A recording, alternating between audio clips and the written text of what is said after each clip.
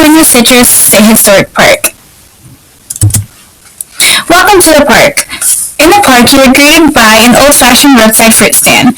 This big orange structure is from Riverside.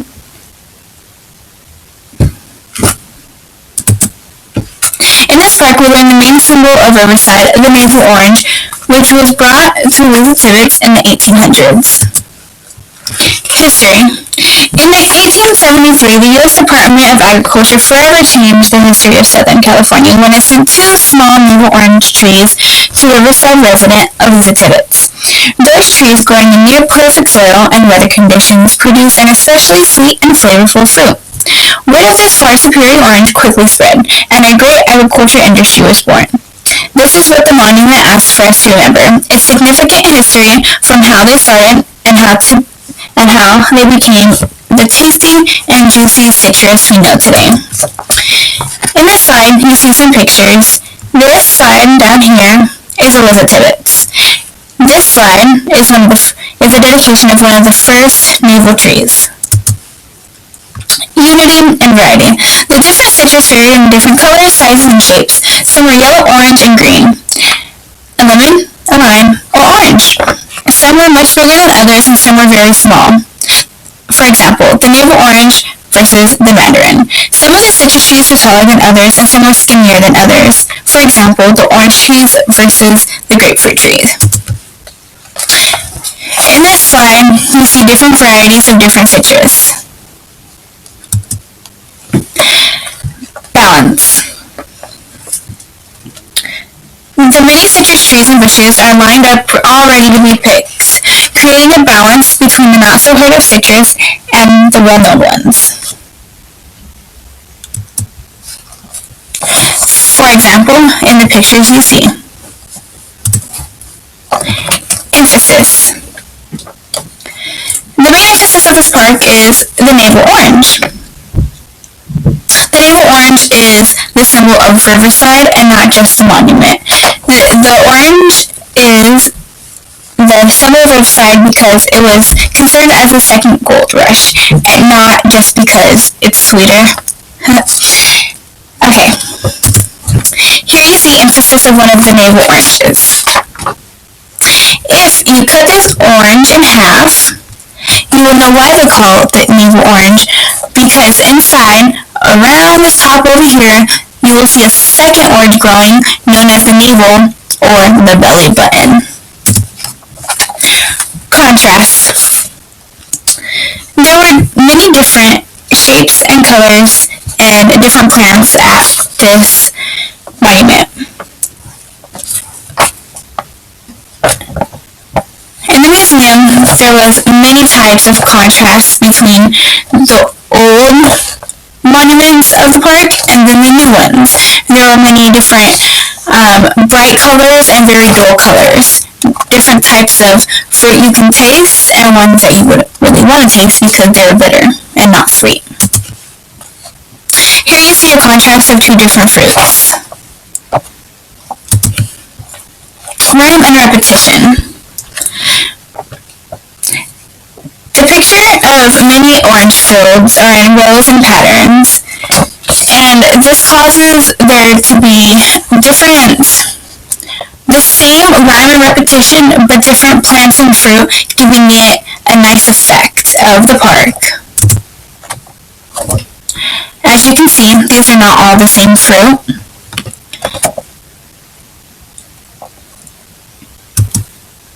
Figure and ground relationships. The way we use the arrangement and organization in the photo created a balance between the figure and the ground. The way the photo was organized and arranged created an effect that made the navel orange appear as if it were larger than life. The park uses ground relationships to show the palm trees in the park, the different types of plants, not just citrus plants, and of course, the citrus. In this photo, you see a ground relationship of the palm trees. When we were on our walking tour, the ranger said that before there were named signs of the roads, that you can look at the palm trees, and if you knew your palm trees, you could say where you were and which road you were on. Which is why we thought this picture was important. Color.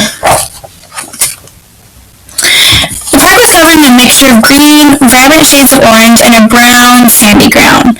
The shades of the different citrus stood out more next to the darker natural green shades of the leaves on the trees, which created so much color that we just couldn't handle it.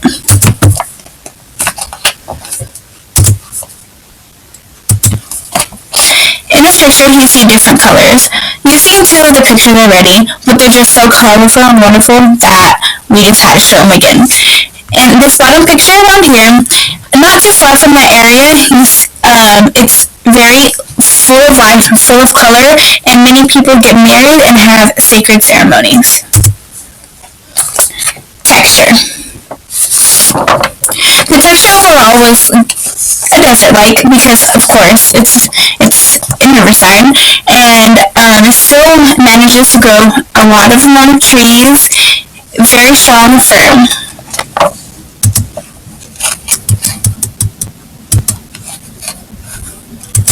Geographical space.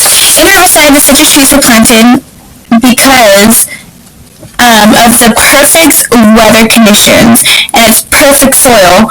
Since Riverside isn't too cold at night and not too hot in the day, the citrus can grow perfectly through almost all seasons. Here you have a map of the park, just of the park and not of Riverside, but you can't miss it if you go to Riverside because it's humongous. The viewer experience. The design of the park is a remnants of the 1900 city park, complete with an activity center, an amphitheater, a picnic area, demonstration groves, a museum. They give free walking tours with free citrus and free fruit, and not only that, but the ranger said that they love getting students coming to the park, so they don't charge for schools to come and have field trips there. As a matter of fact, they actually pay the school and pay all of the fees for the children to come and learn about the citrus. Here we have our lots of selfies from our experience at the park. Please do not mind our faces in some of these.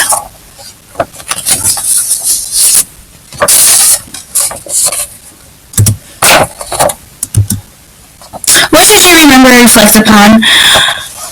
In this walking tour of the California Citrus State Historic Park, I would have to say one of the most main things that you would have to remember is the navel orange. The reason why Riverside is Riverside and the reason why it's such a great city.